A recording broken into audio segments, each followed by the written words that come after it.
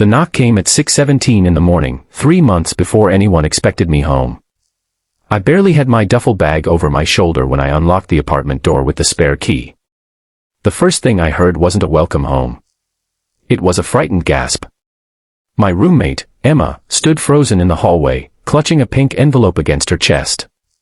Her face drained of color as our eyes met. Then she whispered the words that made my stomach drop. You weren't supposed to see this. If you've ever wondered how one unexpected moment can change everything you thought you knew about trust, friendship, and love, then stay with me. Sometimes life doesn't shatter with a loud explosion.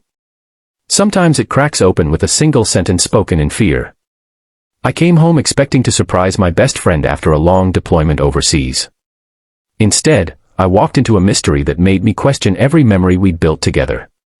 I thought I knew why Emma looked terrified, but the truth waiting inside that apartment was nothing like I imagined. Before we begin, if you enjoy emotional and inspiring stories like this, make sure to support the channel by liking this video, subscribing, and sharing your thoughts in the comments. Your support helps us bring more powerful stories of kindness, hope, and humanity. I hadn't planned on coming back early. Our unit finished its assignment weeks ahead of schedule, and after nearly 9 months away, all I wanted was my own bed, a hot shower, and to watch Emma roll her eyes because I had once again forgotten to text before showing up. We'd been roommates for almost 3 years. She was studying to become an elementary school teacher while juggling 2 part-time jobs, and I was the guy who always left coffee mugs in the sink and promised to clean them later. Somehow, we balanced each other perfectly. During deployment we talked whenever time zones allowed. Some conversations lasted an hour. Others were barely 2 minutes before I lost signal. She sent pictures of our apartment decorated for Christmas, complained about our noisy upstairs neighbors, and teased me for missing my own birthday because of work. Every call ended the same way. Come home safe. I will. Those simple words had become a promise neither of us ever questioned. So seeing fear instead of happiness on her face felt like someone had quietly replaced my home with a stranger's.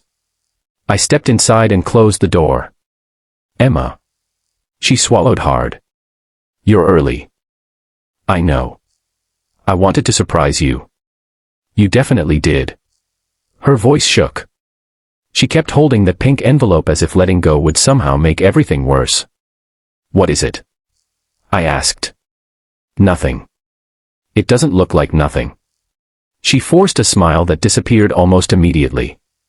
You must be exhausted. Sit down. I'll make coffee. She tried walking past me, but I gently touched her arm. Emma. She stopped. What happened while I was gone? For a second she looked ready to cry. Then she whispered, please don't ask me that yet. The apartment looked almost the same, but little details caught my attention. My bookshelf had fresh flowers sitting on top of it. The old couch we'd argued about replacing was gone. Family photos decorated the wall where there used to be movie posters. She'd changed our home. Not dramatically. Lovingly. Like someone preparing it for a future instead of simply maintaining the present. I noticed another detail. There were paint samples spread across the kitchen table. What are these? She quickly gathered them into a pile. I was redecorating. You hate painting. I changed my mind. Everything felt rehearsed. Like every answer had been prepared before I arrived. I wanted to believe I was imagining things. Deployment changes people. You learn to notice tiny details because they can save your life. Maybe I was bringing that habit home. Still. My eyes drifted back to the envelope. It had my name written across the front. In Emma's handwriting. You wrote me a letter. She instinctively hid it behind her back. No. I frowned. My name's on it. I know. So why are you hiding it? Her lips trembled. Because you weren't supposed to read it today. 1,000 possibilities rushed through my head. Was she moving out? Had she met someone? Was she about to tell me she'd been keeping a secret? None of those possibilities explained the fear in her eyes. I don't understand.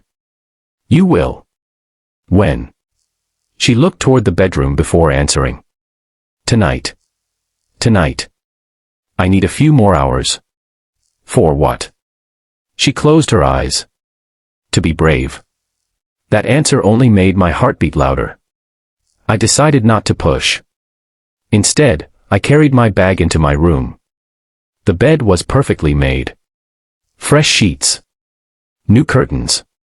Even the cracked lamp I'd never replaced was gone. On the pillow sat a small handwritten note. Welcome home. No signature. It didn't need one. I smiled despite everything. Emma always noticed the little things. Maybe I was overthinking.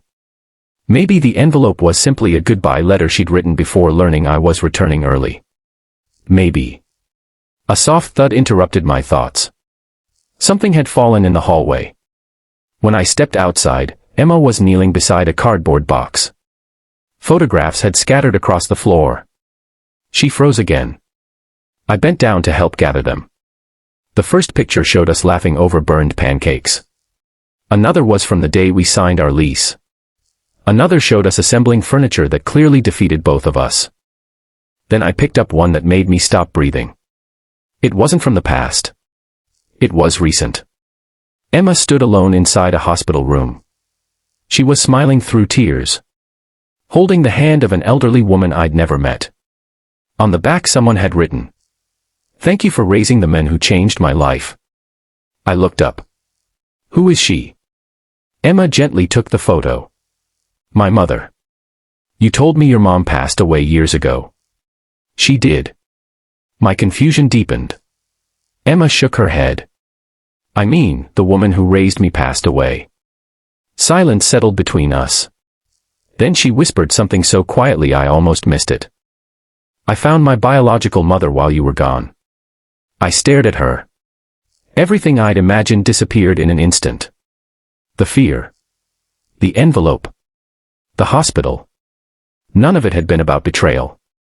It was something much bigger. Emma looked at the envelope one last time before holding it tightly against her heart. I wanted you to hear the whole story first, she said. Because after you read this letter, nothing between us will ever be the same. She looked at me with tears filling her eyes, and for the first time since I walked through that door, I realized she wasn't afraid of being caught. She was afraid of losing me.